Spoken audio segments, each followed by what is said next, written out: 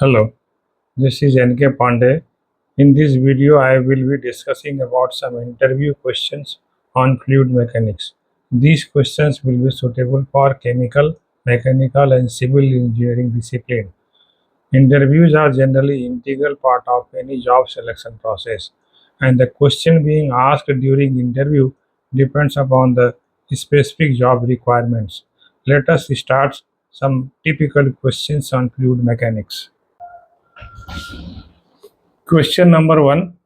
What is the driving force for the fluid flow? If your answer is pressure gradient is the driving force for the fluid flow, then your answer is not correct. To understand this answer, we will consider following example. There is a pipe having shape of this, and at point 1 diameter of the pipe is d1, and at point 2 diameter of the pipe is d2. Since d1 is lesser than d2, as a result velocity v1 will be more than velocity v2.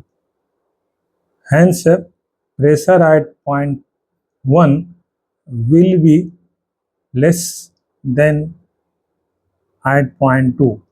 So that means P1 will be less than P2. So we see here flow is taking place from low pressure to high pressure. So which indicate that pressure gradient is not driving force for the fluid flow. Actual driving force is the difference in total head at the 2 points, point 1 and point 2. Total head means here pressure energy head, kinetic energy head, and potential energy head. The difference in total head at point 2 in the pipe is the driving force for the fluid flow. Question number 2. Draw velocity and shear stress profile for the liquid flowing in a pipe for laminar flow, turbulent flow, and plug flow.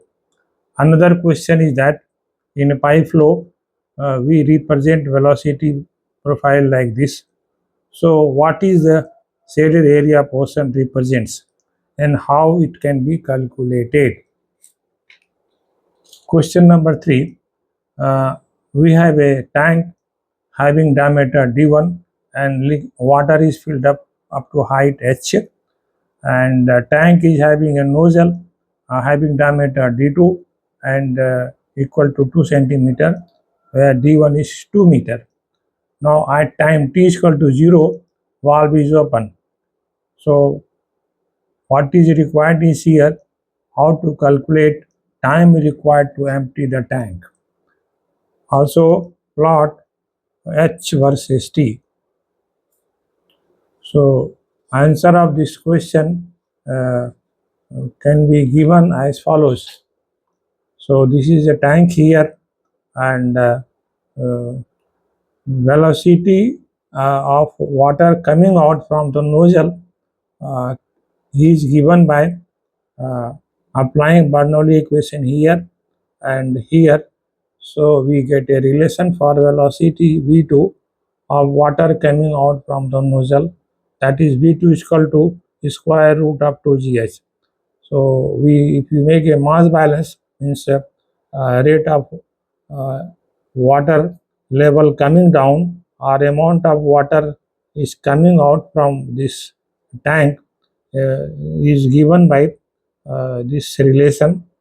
So differential of A1 and H equal to A2 B2. B2 is calculated from this, and if we integrate this equation, so we get a relation between H and T, and that will give us the time required to calculate how much time will be required to empty the tank. Question number 4 is we have two identical tanks and both having nozzles at the bottom. and only difference is that uh, tank 1 is having uh, nozzle length is 2 centimeter, whereas the tank 2 nozzle length is 200 centimeter. At time is equal to t is equal to 0, both valves are open, and which tank will empty first, and whether time required to empty the tank will be same. That is the question. Question number 5. We have here two tanks, and one tank is having height of 5 meter, another tank is height of 15 meter. Both the tanks are filled with some kind of liquid, and uh, bottom of the each tank having 2 hole, and at time is equal to t is equal to 0, this hole is open, and now question is from which tank what liquid will come out from the bottom, or it will come from the both the tank, or from any one tank, whether tank will be empty or will remain uh, as such.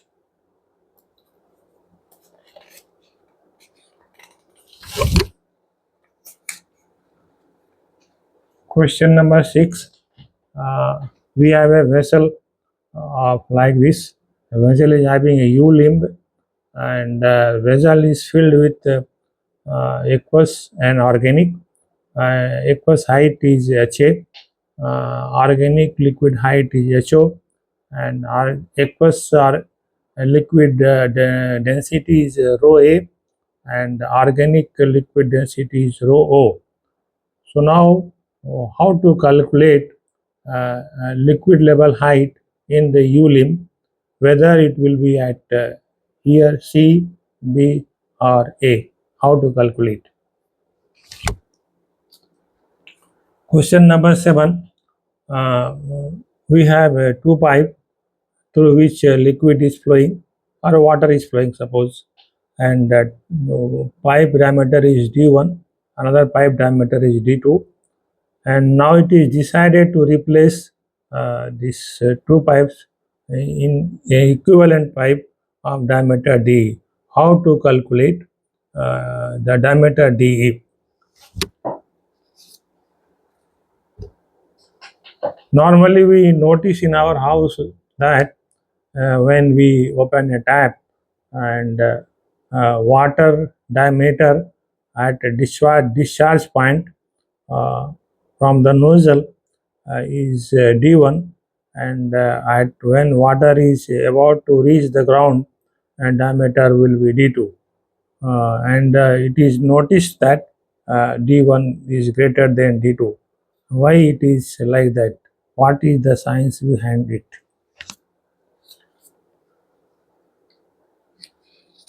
Suppose this is a cylindrical chamber, and it is like that. Both is having one tangential nozzle, and one is having perpendicular nozzle.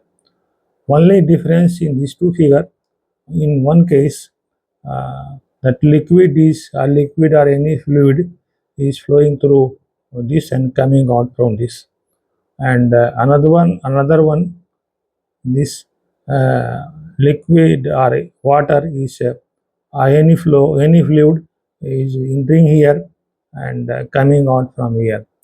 So now, in which case pressure drop will be more, that is whether both pressure drop for this case will be same, or this delta PA will be greater than delta P, or C is whether delta PA is less than delta P.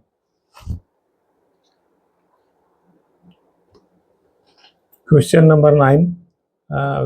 There is a tall building up and having overhead tank with a height of 20 meter, and there is a centrifugal pump which supplies water to the overhead tank, and there is supply tank.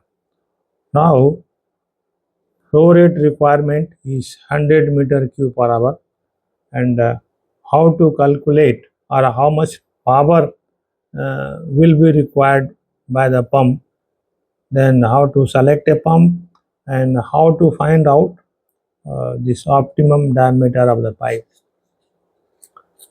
Question number 10. What are the forces acting on the float of a constant area rotameter? Draw force balance sketch, and why it is called constant area flow meter. Question number 11. Which type of flow is preferred in pipe, laminar or turbulent? And what is the friction factors? How friction factors are calculated in laminar turbulent flow? Draw Moody's chart. That's all in today's video. Some more questions will be provided in the next video.